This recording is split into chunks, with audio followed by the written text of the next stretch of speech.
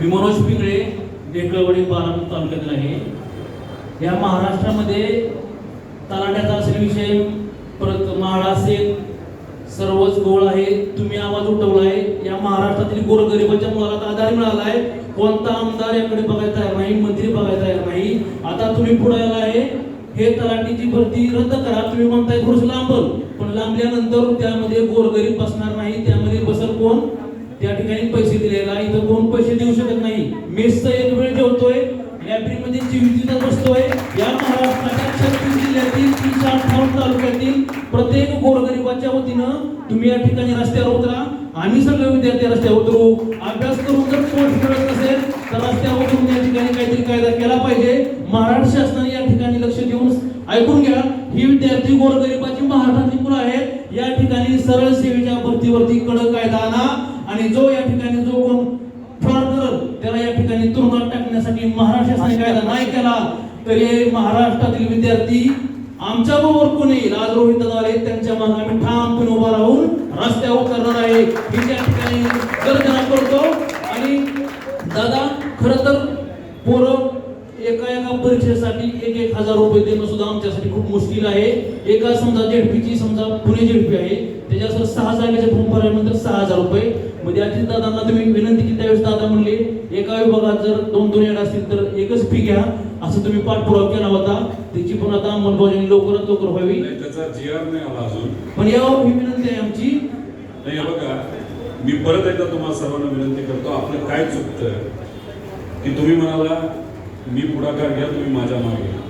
माझं मत आहे, माझ्या मागे तुम्ही राहू नका, तुम्ही तुमच्या मागे राहा, आम्ही तुमच्या बरोबर.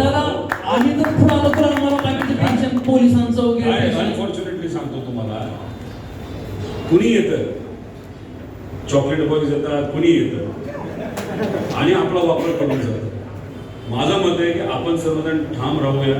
आपल्याला काय पाहिजे, तुम्ही तुमच्या बरोबर, आम्ही आहोत. कोणाच्या पाठीमागे आपल्याला जायचं नाही. पण तुम्ही जी भूमिका घेत आहात ती भूमिका योग्य आहे. फक्त ही जी काही तलाठी भरती जी अनफॉर्च्युनेट पेपर फुटीच्या जाळ्यामध्ये अडकली आहे, तुमच्या सगळ्यांकडनं जर मुवमेंट झाली, तुम्ही जर हा मुद्दा मांडला आणि त्या पद्धतीनं वातावरण झालं तर मग तुम्ही तुमचा हा मुद्दा आम्ही नक्कीच मांडू. दादा, वातावरण तयार व्हायला लागलं आहे. त्या वातावरणाला एक दिशा देण्याची गरज आहे. लायब्ररीमध्ये आम्ही बघतोय मुलांच्या मनातून खदगद बाहेर येते. आपण एवढा अभ्यास करतोय, तलाठी दुसरी होणार.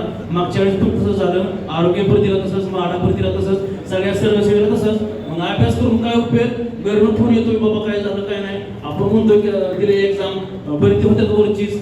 मग या ठिकाणी ह्यांना न्याय देणार कोण?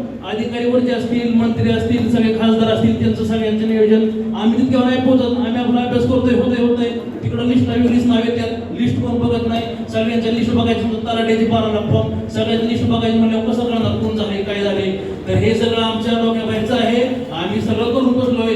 आता तर तुम्हाला तर माहितीच आहे कसं आहे. त्या दिवशी फडणवीस साहेब म्हणले विधिमंडळामध्ये की सिरियस मुलं यामध्ये फॉर्म भरतात. तर तुम्हाला फडणवीस साहेब म्हणून एकच विनंती करायची आहे, सिरियस मुलं नाही, सर्वच मतदान करतात. त्यावेळेस सिरियस मुलं जाणवत नाहीत. सर्व महाराष्ट्रातील मतदान करतात, त्यावेळेस सिरियस मुलं साहेब तुम्हाला या ठिकाणी जाणवत नाहीत. आमची विनंती एकच आहे, याच्यावर कायदा करा. सरळ सेवा घेण्यासाठी एमपीसी सारखं एखादं शासनातर्फे एखादं मंडळ काहीतरी तयार करा. एमपीसीला घ्यायचं जमत नाही तसं काहीतरी लवकरात लवकर तोडगा काढा आणि गोरगरिबांच्या मुलांना आपल्या माध्यमातून न्याय मिळावा. आम्ही रस्त्यावर उतरायला तयार आहे. फक्त या ठिकाणी तुमची पण आम्हाला साथ मिळावी हीच या ठिकाणी विनंती करतो आणि थांबतो. धन्यवाद.